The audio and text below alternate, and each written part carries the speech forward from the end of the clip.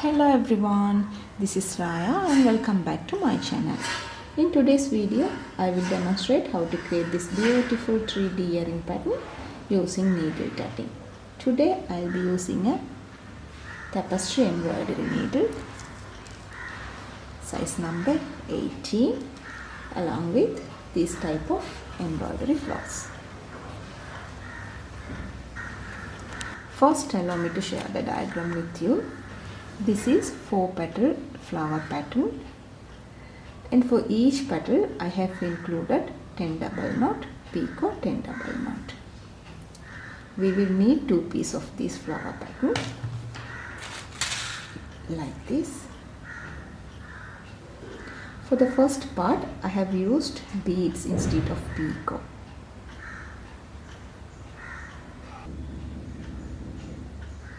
While for the second part I have written the picot, and let's get started.